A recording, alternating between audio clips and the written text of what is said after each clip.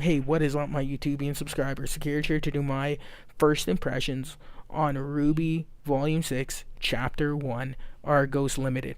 Now, by first impressions, I mean this is pretty much just me jot notes a few things and my first impression. I might some things I may not like after watching the volume a bunch of the chapter a bunch of times. Other things I might grow to love.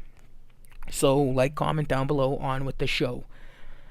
Basically, this chapter is decent. It opens with the fight on the train tracks. We then cut away back to them in the freaking train station, leaving Haven for the final time. Hopefully, they're going to a small town on north of Mistral called Argus. Other than the hope that we get some of Pyrrha's family, because Argos, like it feels like we're gonna get some of Pierre's family if Juniper's in this volume. I'll get to that when I talk about how they split up Juniper and Ruby.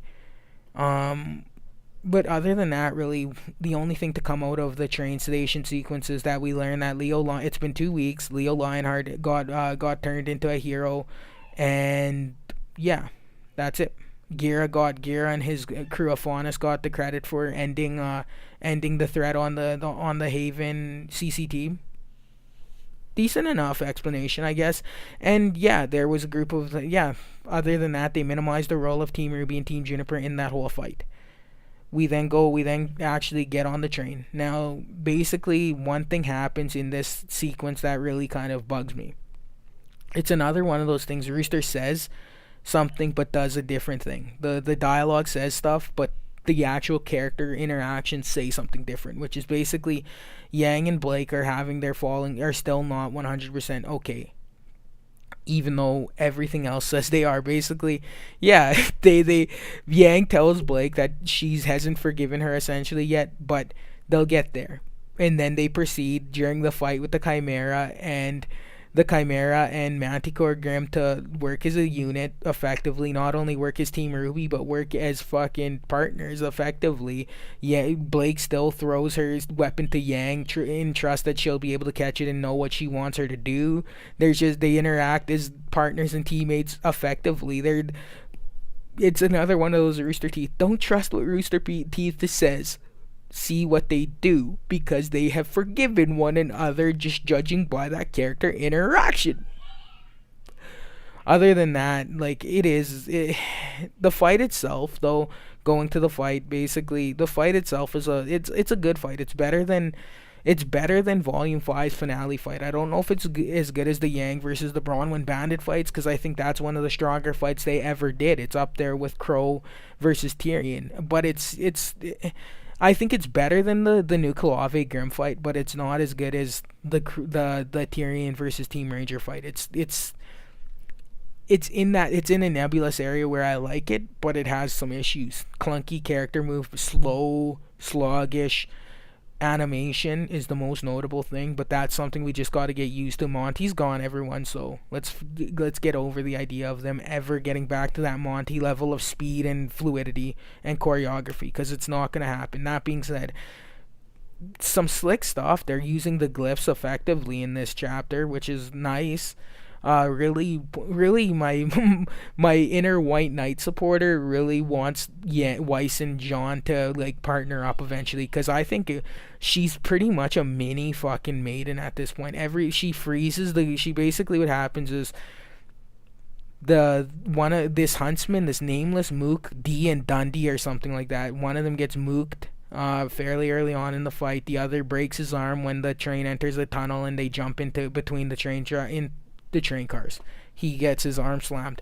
We then cut away to Ospin basically telling the group, yeah, the Ospin's been lying.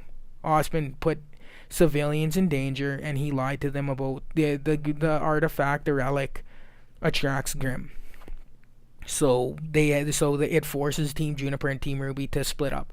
The train closes its defenses, and Ren uses his semblance, and John uses his semblance to amplify Ren's semblance to cover all the civilians and the train. As this is happening, Ruby splits the cargo from the civilian carts, and yeah, we then We then say goodbye to Juniper, probably, if not for the rest of the story, if not for the rest of the volume, at least for a chapter or two. They're heavily pushed in the. Here's the thing, with Juniper saying goodbye to Juniper. I like John, I like Ren, I like Nora. In fact, I like them all more than I like Blake right now. That being said, saying goodbye to them for at least a couple chapters. Hopefully they come back. It sucks, and I would have preferred it if Crow and Ospen were the ones to go and defend. I would have preferred it if Crow and Ospen were like, "Okay, we'll defend the front train. The Grimm are gonna be attracted to the relic, so yeah." And then Team Juniper and Team RWBY show. But yeah, we're getting Crow and Ospen. Then that's it. There's just an extended fight to the end of the chapter. They kill. By the way, they do it again. They hype this freaking Grimm up on the poster, and the Manticore Grimm is killed in this chapter. They freeze its wings, then shoot the wings. They shatter them. They like literally they freeze them solid. Weiss freezes them with the glyph. That's what I was getting at with her becoming a mini maiden. They then shoot the wings off of it for shattering it. And then RWBY and Crow, they do a simultaneous cut to its midsection and slice it in half. The Manticore then fires a ball to derail the train. The train derailment scene, it was predictable. We all knew it was gonna happen. I have issues with suddenly because Ruby's has the relic right until the end of this chapter, at least as far as I remember. So in the next chapter, when she sees the relic in the snow, how did that happen? But besides that, I don't mind it. Again, it was a slick. It was a good fight. It just wasn't Monty I'm good or even Shane Newbar good. It was just good. It was good for what they've done so far in RWBY. It's better than the mess that was the battle for Haven, but that's about it. I can't really say much. The theme song, then it ends. We get the theme song. The theme song is unmemorable. I don't remember a single lyric from it. However, we're getting Neo back. We see a quote unquote mysterious cloaked figure with and then Roman's bowler hat floating. So either Roman somehow survived or fudging Neapolitans coming back. There's no we then get some of like I said we're getting some or I didn't say this, sorry, I was talking to my buddy friend. We then get heavy implication that we're gonna see the first form of Ospen, the King of Vale, who I'm willing to bet is a member of the Ark family. Why I'm questioning why Juniper may come back is they're very heavily pushed in the opening song. Like we see Jean slamming Oscar's back against the wall, but so much of it they act like the train was gonna be a big frickin' deal. The train, because the whole theme song takes place on the frickin' train. So this may be a situation of Emerald versus Weiss where it just never happens. And I have no doubt they planned Emerald versus Weiss. They just haven't done it yet. That being said, I don't know. It's we see some flashes of what I'm guessing is the first form of Ospen. We see some other forms of Ospen, and mostly it's just hyped because we get some Neapolitan, and that will be sweet. I hope. I don't know what to do though. I'm really just not hyped for this volume. I hope it gets better. It may get better because it is a strong opening. It's just not one of my favorites.